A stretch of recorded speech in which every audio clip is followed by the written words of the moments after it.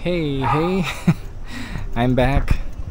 After a month-long hiatus, I'm back. But I'm just riding my folding bike today, just inside my neighborhood, because ang reason talaga is I crashed. I still have my scabs, my wounds, and I still cannot bend this fully. So let me tell you what happened. But the good thing is I'm back. But today dito lang muna tayo magbabike sa fiesta. Okay, let's go. So ito na nga yung nangyari. Nagbike ako nung sa a month ago sa Villa Maria. Siguro dahil sa puyat, tsaka syempre mahirap din yung mga ahon doon. Nung pauwi na kami, may i-shoot pa ako na isang magandang shot. So naka one hand ako, na hawak ko yung camera. Dahil siguro hindi na ako ganun ka-alert, na one finger brake ko yung MTB. Ang lakas ng hydraulic brake. Yun na hindi ko na napansin na nag-lock na pala yung gulong, and I crashed. And I hit my left side of my body. And most of the weight yung sumalo is yung elbow ko. So ito yung nangyari.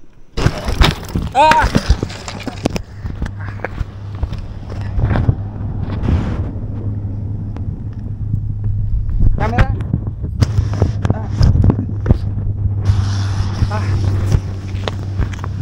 Woo! Sa camera. Ayos lang. Wala naman bali.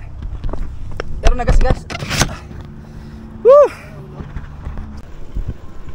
So yan, makikita mo talaga dyan na tumaob talaga yung bike. Buti na lang talaga. Salamat talaga sa Lord na hindi ako solo ride nung araw na yon. Kasama ko si Sir Ferds and si Sir Jay, na talagang sila yung tumulong sa akin. Dinala nila ako sa hospital kasi tuloy-tuloy talaga yung pagdurugo ko nun. Tsaka to make sure na wala akong bale, wala akong dislocation. So maraming salamat po Sir Jay and Sir Ferds po sa pagsama at sa pagtulong sa akin. God bless you more. So yun. May kasama mo. Oo nga. Hematoma. Yan. Pero dati lagi lang ako solo Hindi ko makasama si Sir Ferds. Opo. Ba talaga may kasama? Ngayon mas madalas po akong may kasama. Dugo ko pa. Ang aking hero for today, Sir Jay. God bless you more, sir. Hanggang sa pag-uwi ko sa bahay, nabenda na, nagdudugo pa din siya. Talagang malakasan siguro akong magdugo. Nagasgasan din pala yung camera ko. Pero yung bike, okay naman. Wala naman siyang gasgas. At syempre, shoutout to my wife and my 2 kids. Salamat sa pagsundo niyo sa akin. Actually, ako pa yung nag-drive pa uwi nun. So, okay naman ako talaga. Ngayon lang talaga, hindi ko lang siya mabend. Tsaka syempre, parang namamaga pa, masakit pa. Kaya 1 month akong di nag-bike.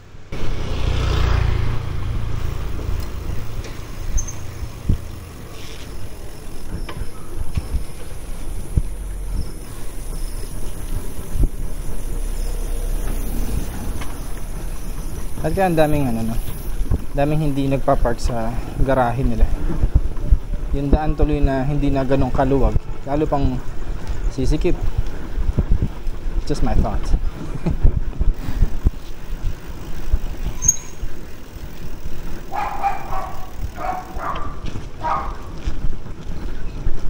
Minsan nga double parking pa sila.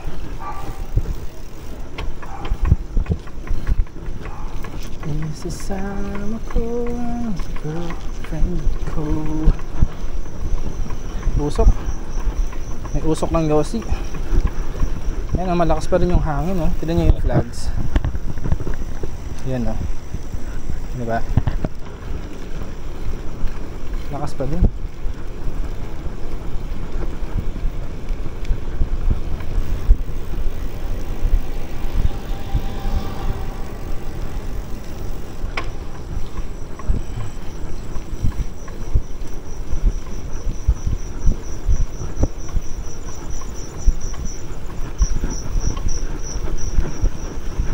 Grabe. Dito sa banda dito, yan halos wala pa mga nakatira dyan. Parang yung palang nakatira tsaka yung dalawa dyan. So sa isang buong block, 3 pa lang yung occupied. So Ito, tong block na to, halos wala pa din yan.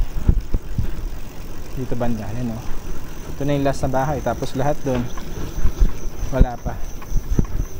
Wala pang mga nakatira. Ito, buong street wala pa. Ito tayo. Ito yung street na isa pa lang ang nakatira. Ito pa lang may sakyan na Wigo. Mukhang kakalipat lang din nila kasi puro boxes pa sa labas, sa garahe nila.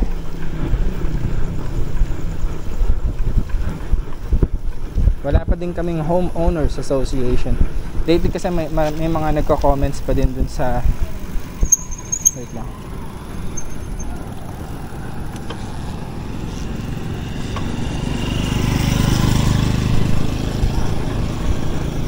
may mga comments pa din kasi dun sa dun sa video na ginawa ko about fiesta.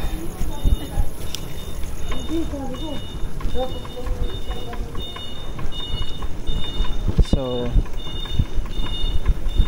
ito po yung mga updates. Wala pa masyado nakatira. May mga nagtatanong paano po ba yung sakayan. May tricycle po sa kanto, doon sa may guard may tricycle doon.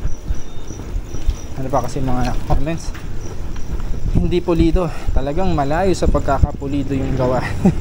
Siguro pag tinignan mo ganyan, no, parang okay naman, pero hindi.